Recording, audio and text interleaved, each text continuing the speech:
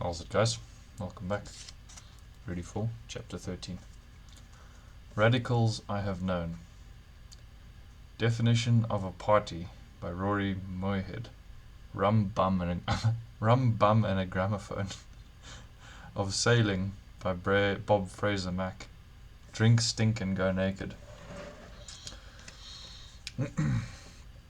Eddie von Maltitz is a world-renowned right-wing radical and has been in all African magazines, many of the Western magazines, and hosted on many interviews on TV and radio. I was interested to meet this man after his daughter Jackie had stayed on my farm for 6 weeks. What I found was a hard-working farmer who, in simple terms, wants what all of us want. He is quite vociferous in his opinions of good and bad, and this sometimes gets him into trouble. His court date arrived, and he stood in front of the judge.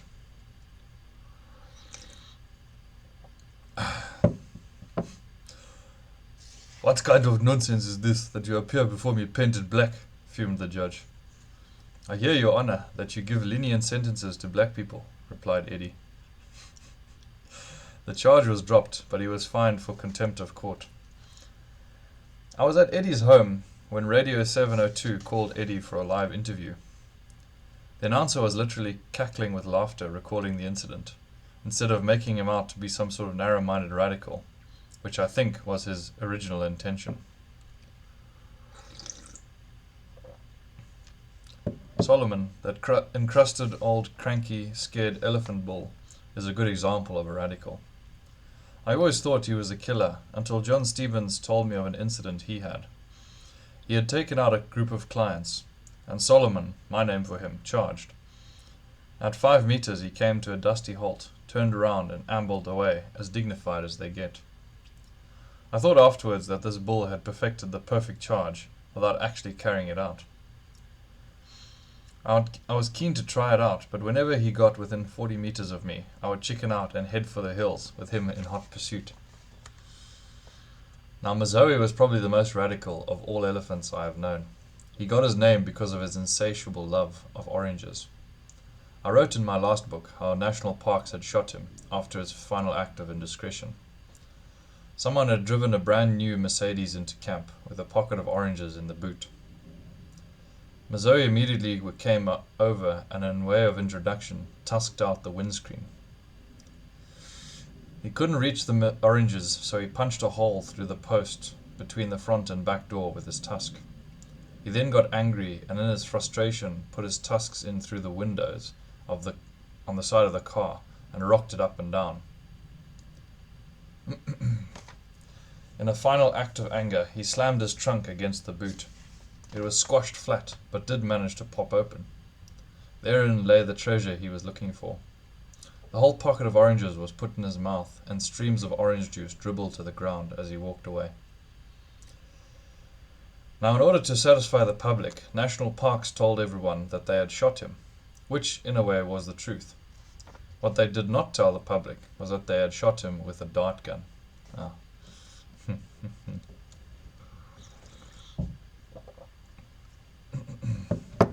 It is a known fact that when male animals fight, the winner usually urinates in spots to let everyone know that he was the winner. In Kruger, there have been instances where the winner in an elephant bout actually urinated over the fallen bull.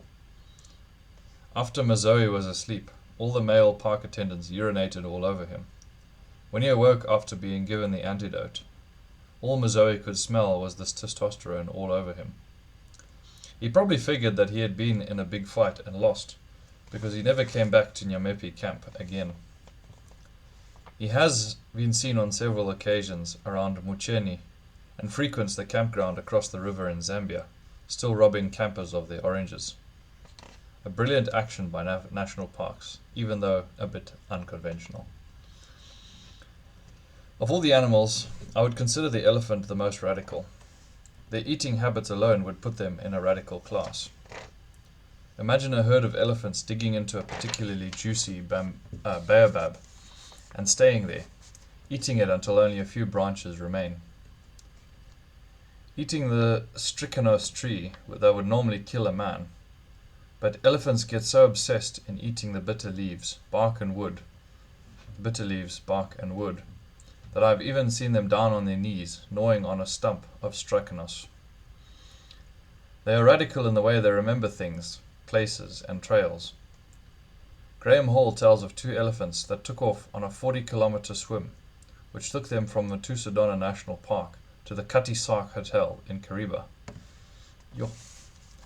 The only explanation anyone could come up with was that they were following old elephant trails that were now underwater. When I had my farm, every year when the marulas would get ripe, there were 5 bulls that used to come by and spend a few days visiting every marula tree, eating all the juicy yellow fruits. They knew where every marula tree was on the whole farm.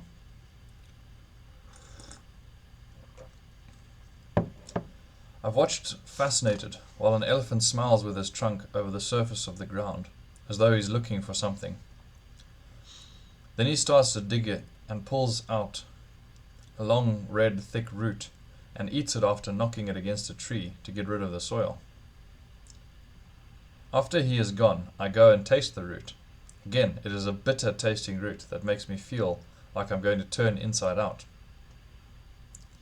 They're obviously after medicine, because I later found out that herbalists use this root for pain in the joints. In the Moremi Game Reserve, before you had to pay to get in, I found an elephant's tusk wedged in the fork of a tree. I stood back and had a careful look at everything. Blood and pus were covering the end of the tusk, and even on the ground were spots of the same.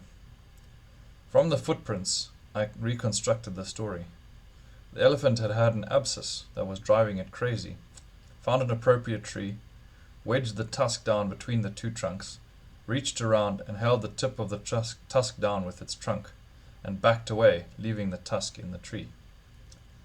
This is not the first time I've heard of something like this. 2 old hunters in East Africa had told me similar stories and even written about them in their autobiographies.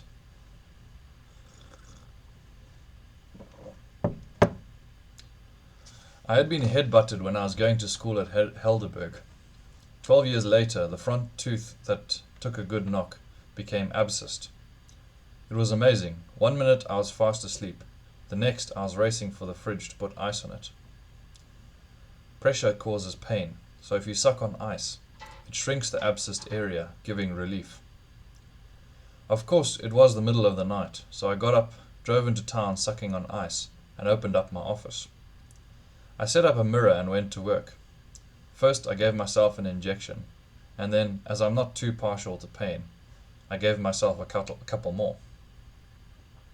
I sat around until my lip felt like it was a watermelon, and then looking into the mirror, holding a mouth mirror with the one hand and drill in the other, carefully drilled a hole in the back of my tooth, into the pulp chamber. As soon as my drill hit the pulp chamber, pus squirted out and I had instant relief. I took a couple of root canal files and reamed back and forth for a while. Put in some antibacterial medication, sealed it off with some temporary stuff, and went home to sleep peacefully the rest of the night. For the 25 years I managed to hang on to that tooth. It had took a lot of knocks, cracking it longitudinally. Eventually, a couple of years ago, the tooth decided it was time to put sunshine on the roots. I thought of the elephants pulling their own teeth and thought, if they can do it, I can do it too. I managed to pull half of it out with some straight-beaked forceps, but the pain was so intense, my nose was running and the tears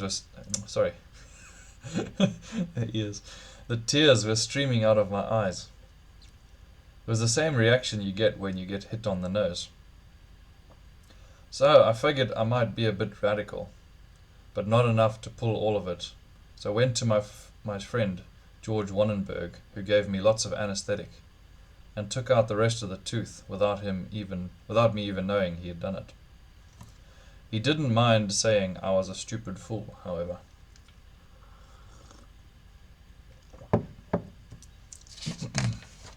Chiwori, a black rhino that I know personally, is also quite a radical. There's a picture of him in my first book, Wet Breams. The Cad family and I had flown into Tashinga at Matusodona National Park and were spending the night. Zephaniah Mukatiwa was there, and he showed us what he was doing with the black rhinos. He had raised Chiwori since he was a little baby, so he was very tame. I met 2 teenagers who were bored out of their wits and asked them if they had seen any rhinos yet. They hadn't, so I took them to meet Chiwori. I showed them how to scratch him in the groin, and he fell over in ecstasy, much to their delight. Later that night, Chiwori came to visit. We were camping in A-frame shelters, with the asbestos sheeting going almost to the ground. Chiwori, in attempting to sleep next to us, easily horned off a couple sheets of asbestos and lay down next to us.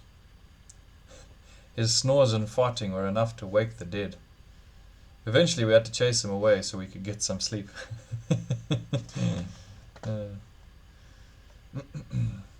In looking up the word radical in the dictionary, it states essential, fundamental, extremist, or one who carries their convictions to the furthest application.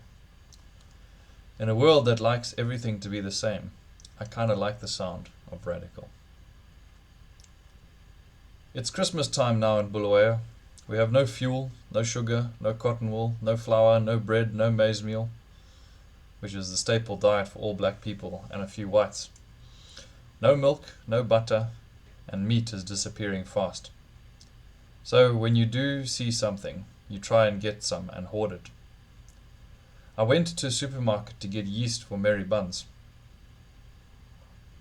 2 loaves of bread appeared suddenly on a shelf in front of me, so I took them and put them in my basket, in spite of a sign that said 1 loaf per customer. When I got to the till operator said, only 1 loaf per customer, sir. But there are 2 of us, ma, I told her. I only see 1 of you, sir, she persisted. Do you want to see the other person? I asked, reaching into my bag. Yes, I would, she stated, starting to get beady. I hauled out my rubber snake. Unfailing. I hauled out my rubber snake. There was a piercing shriek. She ran possessed down the aisle and into the back of the store. I quickly put the snake away before anyone could see it. A gentleman came over and asked, "Is everything all right, sir?" "I'm waiting to pay for my goods, if you don't mind," I said softly. He took my money, not worrying about my 2 loaves, and I left, feeling quite proud of the radical actions I have learned from my animal friends. Alright, that's it for tonight, guys. A bit of a shorter chapter. Hope you enjoyed. Sleep well, and see you tomorrow. Cheers.